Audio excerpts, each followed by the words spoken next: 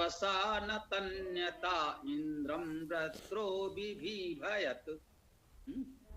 ओम न वेपसा न तन्यता इंद्रम वृत्रो बिभीभयत। अभि एनम वज्रः आयसः सहस्रभृष्टि आयत। अर्चन अनुस्वराज्यम।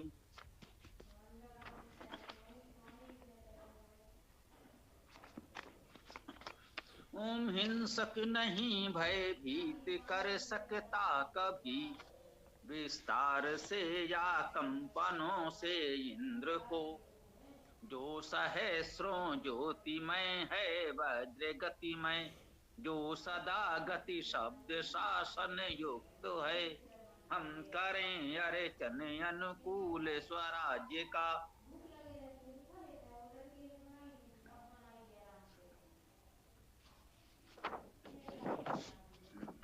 न वेपसा, ना नहीं हम जानते हैं। वेपसा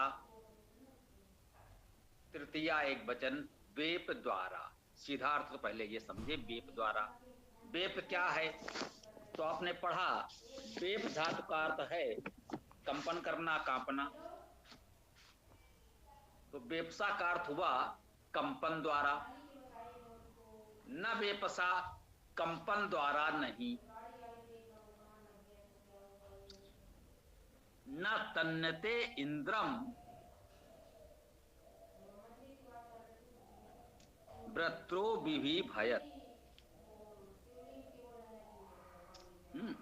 न वेपसा न तन्यता,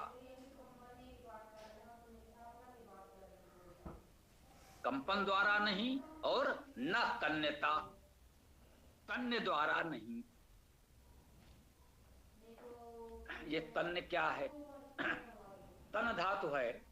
तन का अर्थ होता है तानना, विस्तार करना। तानना हमने कहा ये आपका परिचित शब्द है, सहजता से समझ में आ सकता है। तन धातु का अर्थ विस्तार करना है। विस्तार करना, बढ़ाना, फैलाना। तानना भी हम बोलते हैं, ये इसी तन धातु का ही हमारा लोक भाषा का रूप है, तानना। इसका अर्थ क्या होता है? फैलाना। कहते भाई तान दिया, पहले सिमटा सुकड़ा था उसको तान दिया, फैला दिया। तंबू तान दिया, किसी बात को बहुत तान दिया, अर्थात विस्तार कर दिया, फैला दिया। तो न तो कंपन द्वारा, न तन्यता विस्तार के द्वारा, फैलाने के द्वारा। इंद्रम वृत्रो बिभीभयत। इंद्रम, इंद्र को। इंद्र का अर्थ हम जानते हैं, इति परमेश्वरे, परमेश्वर होना। इंद्र का अर्थ परमेश्वरवान, परमेश्वर। इंद्रम, इंद्र को अर्थात परमेश्वर को। वृत्रो हिंसक, व्रत हिंसने धातु से ले रहे हैं। व्रत धातु का अर्थ हिंसा करना, तो वृत्रो हिंसक। इंद्र को हिंसक भी भयत। भी उपसर्ग है, इसका अर्थ हुआ विशेष। भी भयत, भयभीत करता है, भयभीत कर सकता है। जो इंद्र है, परमेश्वर है, उसको वृत्र जो हिंसक है या हिंसा है, ये भी अर्थ कर सकते हैं। वेद में इतनी तरलता आपको रखनी होगी। हिंसक है या यहां हिंसा का भाव भी लें, वह कंपन के द्वारा, विस्तार के द्वारा जो हिंसा है, जो हिंसक है, वो कितना भी कांपे, कंपाए, या जो कहें कंपाने का प्रयास करे, कितना भी तान दे, विस्तार कर दे, फैला दे अपने आप को, कुछ भी प्रयास करे, खूब आडंबर रचाए, बहुत प्रयास कर ले कि हाँ भाई हमारा तो बड़ा विस्तार हो गया, बहुत लोगों को जोड़ लिया, बहुत दूर दूर तक अपनी बात पहुंचा दी, अपने समर्थक तैयार कर लिए। हो जाता है कभी कभी कुछ समय के लिए, नकारात्मक शक्तियां भी कभी कभी प्रबल हो जाती हैं कुछ समय के लिए। तो ये वेद मंत्र हमको आश्वस्त करता है, न बेपसा न तन्यता। कितना भी कोई कंपन करे, कराए या कराने की बात सोचे, प्रयास करे, कितना भी विस्तार कर ले, जो इंद्र है अर्थात परमेश्वर है, उसको वो कभी भी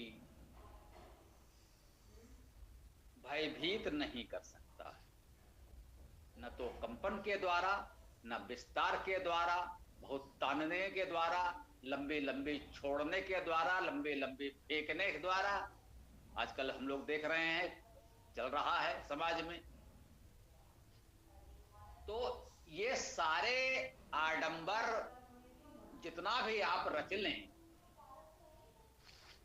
यदि शब्दशः या आध्यात्मिक अर्थ में जाएं, जो मूल अर्थ हम लोग कहते हैं, तो जो इंद्र परमेश्वर है उसको कोई क्या डराएगा। समाज को डराने का प्रयास तो वो कर सकता है, कुछ समय के लिए सफल भी हो सकता है। उसको ये भ्रम हो सकता है कि लोग हमसे डर गए, अब हम अपनी मनमानी कर सकते हैं, लेकिन बहुत समय तक नहीं चलता। ये भी हमारा अनुभव है, हमने इतिहास देखा है। थोड़े समय में ये सारी नकारात्मक शक्तियां, हिंसा की भावना, हिंसकों के समूह समाप्त भी हो जाते हैं, लंबे समय तक नहीं चल पाते। तो ये मंत्र हमको आश्वस्त कर रहा है कि ऐसी शक्तियां कभी भी इंद्र अर्थात परमेश्वर को भयभीत नहीं कर सकती। अब यहां समझने की बात है कि वो इंद्र या परमेश्वर को क्या भयभीत करेगा कोई। तो इसको इसी रूप में लें। इतिहास में कई बार हमें ऐसा सुनने को आता है, कुछ लोग कह देते हैं, अरे भाई ये ईश्वर ईश्वर कुछ नहीं होता, परमेश्वर क्या होता, हम तो नहीं मानते ईश्वर को, हम ईश्वर के अस्तित्व को ही नहीं मानते, जो कुछ करते हैं हम करते हैं, हम इतने शक्तिशाली हैं, हमारे में इतनी सामर्थ्य है, हम ही ईश्वर हैं, हमारे अलावा और ईश्वर क्या हो सकता है, वो क्या कर लेगा हमारा। हाँ, ठीक बात है। क्योंकि ईश्वर ने एक रीत व्यवस्था बनाई हुई है, पूरी प्रकृति समाज व्यवस्था जो सृष्टि का संचालन होगा उन रीत के नियमों के अनुकूल ही होगा। उन नियमों का उल्लंघन कोई नहीं कर सकता, ना हिंसक कर सकता है, ना हिंसक कर सकता है, ना महापापी कर सकता है, ना धर्मात्मा कर सकता है, स्वयं परमेश्वर भी नहीं कर सकता है। या जो कहें करता नहीं है, कर सकता है पे जिनको आपत्ति हो कि भाई परमेश्वर को कह रहे हैं नहीं कर सकता है, तो वो इसको इन शब्दों में समझ सकते हैं कि परमेश्वर भी ऋत का उल्लंघन करता नहीं है। उसका अपना अनुशासन है कि जो व्यवस्था उसने स्वयं बनाई है उसका उल्लंघन नहीं करता। वो समाज के अत्याइयों की तरह नहीं है कि नियम दूसरों के लिए बनते हैं, हमारे ऊपर लागू नहीं होते। ऐसा आज के नेता सोच सकते हैं, परमेश्वर नहीं। परमेश्वर ने जो नियम बनाया है वो स्वयं भी उसको नहीं तोड़ता। तो जो रीति व्यवस्था है उसका उल्लंघन तो वो भी नहीं करता। तो जब सब कुछ उसी नियम से चलना है, परमेश्वर हस्तक्षेप नहीं करता, तो लोगों को लगता है कि नियमों को समझकर, उन पर अधिकार करके, उनकी जानकारी करके, उसके अनुसार हम कोई ऐसी व्यवस्था बना सकते हैं कि भाई हम तो सफल हो सकते हैं। हम अच्छे बुरे, लोग कुछ भी कहते रहे, उनकी इच्छा है, हमको अच्छा नहीं कहते, बुरा कहते हैं, कहते रहें, लेकिन ईश्वर तो हमारा कुछ नहीं कर सकता। हाँ, नियम तोड़कर, ऋत का उल्लंघन करके वो आपका कुछ नहीं करेगा, ये तो निश्चित रहिए। पौराणिक कथाओं में इनको अलंकारिक तरीके से बताया गया कि किसी को कोई वरदान प्राप्त था और ऐसे दुष्ट को मारा गया उन सारे वरदानों की रक्षा करते हुए। ये अलंकारिक वर्णन है, उनको उसी रूप में लें तो ठीक है, सबके साथ वही दिखाया गया है। यद्यप वो बातें काल्पनिक हैं, राम और रावण की ऐतिहासिकता वाल्मीकि रामायण में है, उसमें कोई काल्पनिक कथा नहीं है, लेकिन जैसे जो लोग उसको काल्पनिक कथा के रूप में कहते हैं कि उसे किसी ब्रह्मा का वरदान मिला हुआ था कि उसे देव और असुर और दानव नहीं मार सकते तो क्या हुआ, एक मनुष्य के नेतृत्व में वानर भालुओं की सेना आई और उसे मार दिया। यहां यही बताने का प्रयास किया जा रहा है कि वो काल्पनिक है, मैं स्पष्ट कर दूं, काल्पनिक है, पूरी तरह पाखंड है, उसके हमको पढ़ना नहीं है उस विवाद में। स्पष्ट है ऐसा कुछ नहीं होता कि उसको ऐसा कोई अमर होने का वरदान मिल गया है कि वो नहीं मरेगा। अरे भाई, मृत्यु के जो कारक हैं, जो नियम है, उसके तहत तो किसी से भी कुछ भी होगा तो कोई भी मरेगा। लेकिन वहां शायद ऐसा लगता है, कुछ लोगों का विचार है कि ये काल्पनिक कथाएं इसलिए बताई गई हैं, ये बताने के लिए कि उस जो भी वरदान या उसको व्यवस्था दी गई उसका उल्लंघन किए बिना मारा गया। रावण को देव दानव असुर नहीं मार सके, नर बानर ने मारा। हिरण्यकश्यप को ये था कि न मनुष्य मारेगा, न पशु मारेगा, न दिन में न रात में, तो एक नरसिंह स्वरूप आया जो नर मनुष्य भी है, सिंह पशु भी है। मारा कब, बोले न दिन है न रात है, ये तो दोनों के मध्य की संध्या है। तो निश्चित रूप से काल्पनिक बातें हैं, ऐसा कुछ नहीं है। व्यक्ति को मारना है, किसी का सर काट दीजिए तो उसके बाद वो जीवित रहेगा, इसका कोई कारण नहीं है। इस तरह के काल्पनिक वरदानों से कुछ नहीं हो सकता। परंतु यही बताया गया कि जो व्यवस्था मान लीजिए बना दी इस सृष्टि के नियामक सत्ता ने, तो उस नियम का पालन करते हुए भी हिंसक को अंततः मारा ही जाता है। ये न सोचे कि कुछ उसको एक विशेष स्थितियां उसने अगर प्राप्त कर ली हैं तो अब वो अजय हो गया, अमर हो गया। तो मूल बात हम ये कहते हैं कि वेद में जो ऋत की व्यवस्था है, प्रकृति के मौलिक नियम है, उनका उल्लंघन तो परमेश्वर भी नहीं करता, ये सत्य है। परंतु उन नियमों के तहत ही हिंसक का अवसान होता है। वो हिंसक परमेश्वर को क्या भयभीत करेगा? यदि वो इतना नास्तिक और इतना अहंकारी हो गया है, वो कहता है कि मैं ही ईश्वर हूं। वैसे तो नास्तिक दर्शन भी है, हमारे यहाँ चारवाक दर्शन है, जैन दर्शन, बौद्ध दर्शन भी नास्तिक दर्शन कहे जाते हैं। वो एक अलग विषय हो जाएगा कि क्यों कहे जाते हैं। बुद्ध स्वयं ईश्वर कहे जाते हैं, उनके दर्शन को हम नास्तिक दर्शन कहते हैं। बुद्ध ईश्वर को नहीं मानते, अनुयायियों ने उनको ही ईश्वर बना दिया, वो बिल्कुल अलग विषय हो जाता है। लेकिन चारवाक विशुद्ध नास्तिक दर्शन है, कुछ अन्य भी दर्शन हैं। तो वो ईश्वर की सत्ता को नहीं मानते, वो कहते हैं साहब प्रकृति है, परमाणु है, हम हैं और ठीक है। कहते हैं आप कितना भी अगर नास्तिक होकर के अपनी शक्ति सामर्थ्य के बूते अहंकार पाल लें कि हम तो सब कुछ कर सकते हैं, ईश्वर क्या करेगा, तो यह मंत्र कहता है कि उस परमेश्वर को आप भयभीत नहीं कर सकते हैं। उसकी नियामक जो रीति व्यवस्था है वो रहेगी, लेकिन आपको अपनी सीमाएं भी बता दी जाएंगी।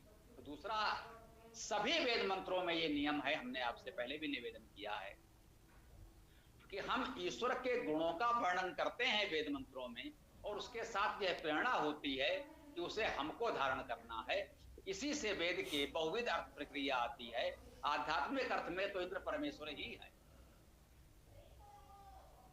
परंतु हम जब लौकिक अर्थ दें, इसे आदि दैविक, आदि भौतिक, आदि लौकिक अर्थ की बात हम लोग करते हैं, और हम ये भी कहते हैं कि इसके अतिरिक्त अनेक प्रकार से, अनंत प्रकार से अर्थ कर सकते हैं। तो यहाँ पर परोक्ष रूप से हमको ये प्रेरणा भी दी जा रही होती है कि इंद्र परमेश्वर अर्थात जो समाज के नेतृत्व करता हैं, जो समाज का नेतृत्व देने वाले, शासन करने वाले सत्ताधीश हैं हमारे, आप लौकिक अर्थ में उनको इंद्र मान लीजिए। ये कहते हैं कि हिंसक कितना भी शक्तिशाली हो जाए, लेकिन जो समाज है, राष्ट्र है, व्यवस्था है, उसे कोई कैसे भयभीत करेगा? क्योंकि वो तो पूरा राष्ट्र है, एक व्यवस्था है। तो आप एक व्यक्ति को मार सकते हैं, आप दो व्यक्ति को मार सकते हैं, आप बड़े से बड़े नेता को एक बार मार सकते हैं, तो क्या हुआ, दूसरा आ जाएगा। आप एक प्रधानमंत्री को मारेंगे, दूसरा व्यक्ति प्रधानमंत्री बन जाएगा। आप दूसरे प्रधानमंत्री की हत्या कर देंगे, तीसरा व्यक्ति प्रधानमंत्री बन जाएगा। तो इस तरह हिंसा के द्वारा आप उस इंद्र के अवधारणा को, जो समाज का नेतृत्व करने की भावना है, वो व्यवस्था है, आप उसे भयभीत नहीं कर सकते हैं। हम जानते हैं इतिहास में हमारे बड़े बड़े नेताओं की हत्या हुई, लेकिन क्या इससे व्यवस्था समाप्त हो गई? कोई बात नहीं। आपने एक हमारे नेता को, एक प्रधानमंत्री की हत्या आतंकवादियों ने की, दूसरे व्यक्ति ने वो दायित्व संभाला, दूसरे नेता की हत्या हो गई तो किसी और ने वो दायित्व संभाला, तो ये तो होता रहेगा। तो वो जो नियामक सत्ता की अवधारणा है, जो संविधान सम्मत व्यवस्था है, देश का नेतृत्व व्यक्ति नहीं करता, प्रधानमंत्री की अवधारणा है, राष्ट्रपति की अवधारणा है। राष्ट्रपति व्यक्ति को मारा जा सकता है, उस पद को तो नहीं मार देंगे ना। प्रधानमंत्री व्यक्ति को मारा जा सकता है, प्रधानमंत्री पद को तो नहीं मार देंगे ना। तो ये महत्वपूर्ण हमको समझना होता है कि यहाँ इंद्र जो है, फिर हम इस सामाजिक सांसारिक प्रेरणा के रूप में लेंगे। तो आप कह सकते हैं कि आप हिंसा के द्वारा, जो हिंसक हैं, वो कंपन विस्तार आदि जो हमने वर्णन किया, उसके द्वारा आप सोचें कि देश के संवैधानिक व्यवस्था को चुनौती दे देंगे, उसे भयभीत कर देंगे, तो ऐसा नहीं संभव।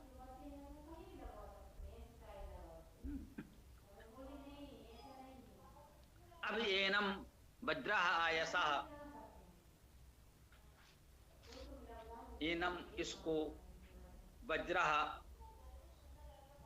गति प्रगति, वज्र धातु का अर्थ गति करना, हम लोग जानते हैं।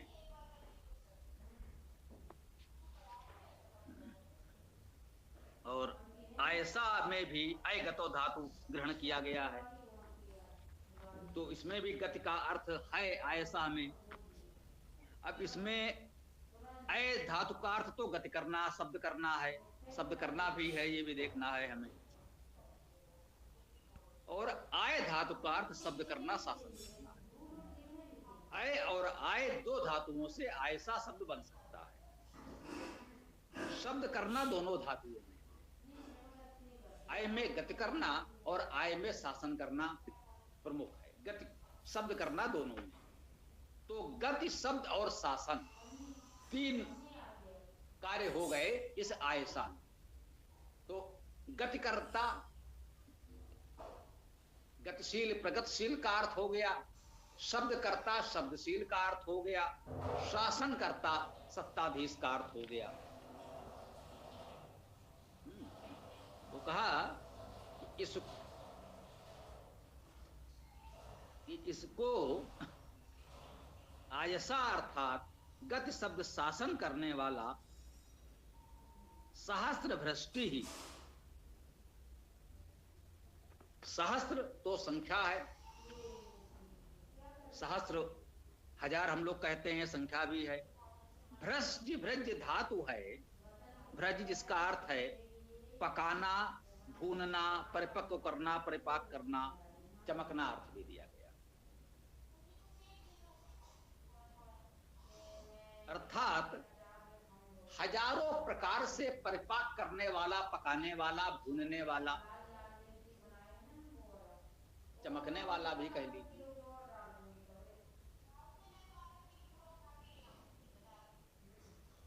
यदि इसको हम इंद्र के विशेषण के रूप में लें तो कह सकते हैं वो इतना अधिक प्रकाशमान है, सबको परिपक्व करता है, सबको भूनता है। अब इस परिपाक करने भूनने को सकारात्मक और नकारात्मक दोनों अर्थ में ले सकते हैं। सज्जनों को परिपक्व करेगा, उनको परिपक्व करके पूर्णता प्रदान करेगा, सामर्थ्य प्रदान करेगा। ये बालक है और कहते हैं अब हम परिपक्व हो गए हैं, ये परिपक्वता हम में आ जाती है, विचारशीलता, समझ विकसित हो जाती है। और दुष्टों के लिए यह नकारात्मक अर्थ में जा सकता है कि उनको भून सकता है, पका सकता है, नष्ट कर सकता है। यदि इंद्र के विशेषण के रूप में हम इसको ग्रहण करते हैं तो ये दोनों ही अर्थ ग्रहण किए जाते हैं। तो अभी उपसर्ग अभिमुख वज्र, वज्र गति वेग या इससे युक्त, आयसा गति शब्द शासन प्रयास युक्त, सहस्र वृष्टि हजार ज्योति युक्त या हजारों को परिपक्व करने वाला, या हजारों दुष्टों को भूनने वाला, ये अर्थ भी आ गया।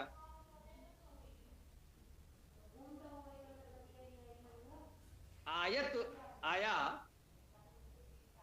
आयत का अर्थ वही धातु में तो वही है, आयसा और आयत देख लीजिए, धातु तो वही बन रही है।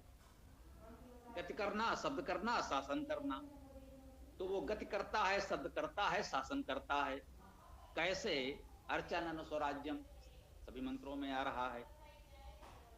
अपने स्वयं के राज्य की, स्वराज्य की, स्वयं के प्रकाश की, जो हमारे भीतर अपना दिव्य चेतन प्रकाश है, उसकी अर्चना करते हुए